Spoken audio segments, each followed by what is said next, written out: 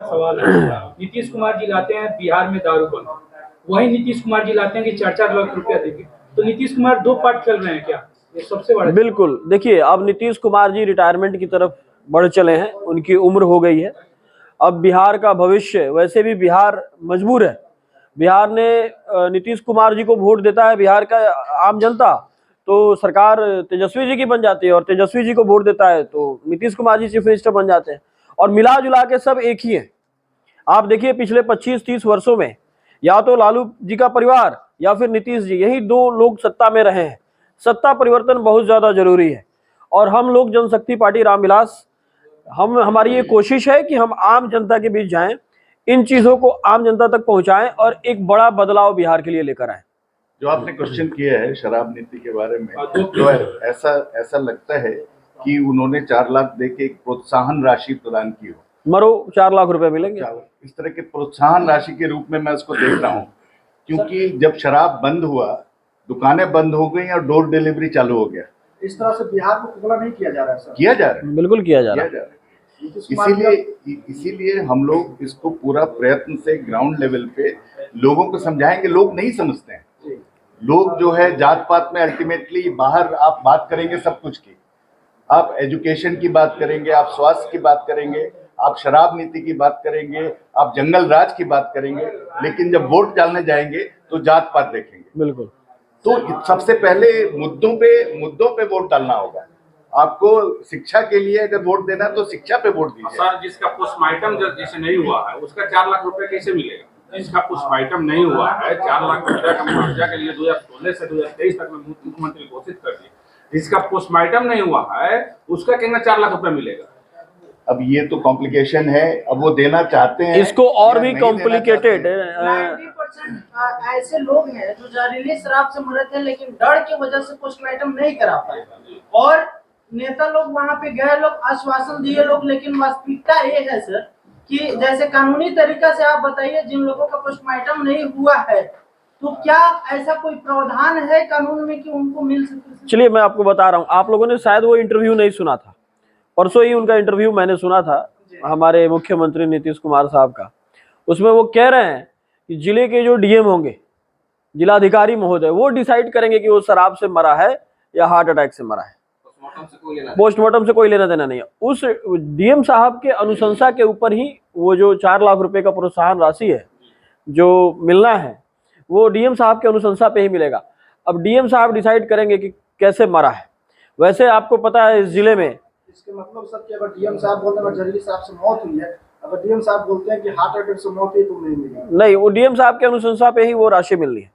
और दूसरी चीज कि आप देखेंगे पिछले तकरीबन 10-15 दिनों के अंदर पूर्वी चंपारण जिले में, मैं तो एक एडवोकेट हूँ यहाँ सिविल कोर्ट मोतिहारी में, मैं देख रहा हूँ आप लगभग 50 से ज्यादा लोगों की मृत्यु हुई है इस जिले में, और प्रशासन बिल्कुल।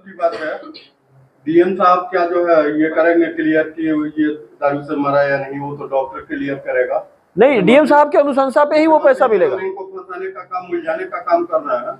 मैं आप नेताओं से ये पूछना चाहता हूँ कि आने वाले दिन में यदि आपकी सरकार बनती है तो बेरोजगारी को कैसे नियंत्रित करेंगे?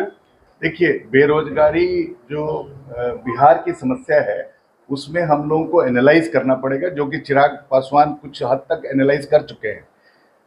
एनालाइज ये करना है कि क्या यहाँ पे स्टील प्लांट बनाएंगे या हम डिसेंट्रलाइज्ड बेसिस पे छोटे छोटे कुटीर उद्योग बनाएंगे।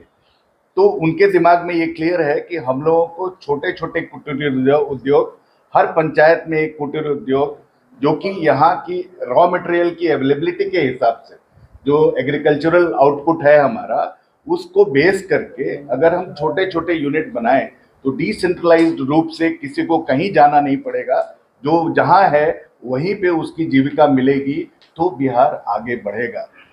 ये पासवान की पार्टी आती है तो क्या बेरोजगारी खत्म होने की? देखिए, दोनों चंपारण को आप जरा गौर से देखिए तो आज भी दोनों चंपारण में एक ही इंडस्ट्री है, SAIL Steel Authority of India Limited, Kumarbagh Chanpatia के पास। वो हमारी ही पार्टी के प्रमुख आदरणीय स्वर्गीय रामविलास पासवान जी की ही देन है। दोनों चंपारण में एक यही इंडस्ट्री है जो हमारी पार्टी के प्रमुख साहब ने उस समय दिया था। तो निश्चित रूप से मैं आप सबको विश्वास दिलाना चाहूँगा कि जब हमारी सरकार सत्ता में आएगी तो हम युवाओं के लिए और बेरोजगारी के लिए मजबूत तरीके से काम सरकार सत्ता में आई तो आप जंगल राज को कैसे समाप्त करेंगे? शांति व्यवस्था कैसे कायम होगी बिहार में? एजुकेशन सिस्टम के ऊपर काम करना सबसे ज्यादा जरूरी है मेरे हिसाब से। अगर मैं आपको वास्तविकता से रूबरू करूं, जो लोग शराब के मामले में जेल में हैं, ये मैं रोज देखता हूं FIR, शराब के मामले में जो लोग जेल में हैं वो गरीब लोग जेल में हैं। 300, 400, 500 रुपए की दिहाड़ी पे उनसे शराब बिकवाया जाता है। मरे जो लोग हैं वो भी गरीब लोग हैं, उनसे भी वही काम करवाया जाता है। आज भी ये नीतीश जी की सरकार मेन अपराधी को पकड़ने से कोसों दूर है। गरीब लोग मर रहे हैं, शिक्षा की कमी है, शिक्षा को मजबूत करना हमारा प्रमुख उद्देश्य हो गया और शिक्षा को मजबूत करने से ये समाज बदलने वाला है। व्यवस्था परिवर्तन कैसे करेंगे? 2 शब्दों में इस बात को बताएं आप कि व्यवस्था परिवर्तन कैसे करेंगे? आम जनता के बीच जाएंगे, आम जनता को उनका वोट का पावर बताएंगे। जब तक लोग जाति से ऊपर उठकर वोट नहीं करेंगे, ये समाज बदलने के लिए हम लोग निकले हैं। तो पहले हमारा प्रमुख उद्देश्य है कि हम आम आदमी को, आम लोगों तक जाके उनको जातिवाद से बाहर लेके आए। इस प्रकार से आपने बोला कि शिक्षा को सुधारेंगे। अभी के टाइम में आप जाइए स्कूलों में, तो स्कूल का हालात इस प्रकार से है कि मैडम का 7 बजे आना है तो आएंगी 8 बजे या 9 बजे, और जाना है 11 बजे तो 10 बजे तक निकल जाती है। देखिए, जो शिक्षा व्यवस्था अभी चल रही है, उस शिक्षा व्यवस्था को त्वरित रूप से सुधार देना ये थोड़ा सा पॉसिबल नहीं है। हम लोगों को एक लंबी लकीर खींचनी पड़ेगी, और लंबी लकीर के रूप में जो प्राइवेट इंस्टीट्यूशंस हैं, अच्छे इंस्टीट्यूशंस हैं, जैसे सुभाष चंद्र का जी नेटवर्क है, जी न्यूज़ जी किड्स है, माउंट लेट्रा है, यूनिवर्सिटी है, इस तरह के प्राइवेट ऑपरेटर्स जब आएंगे तो उनको एक ही चैलेंज होगा कि फी थोड़ा सा वो डाउन अगर करेंगे तो एक पैरेलल सिस्टम ऑफ एजुकेशन जो है वो एस्टेब्लिश होगा।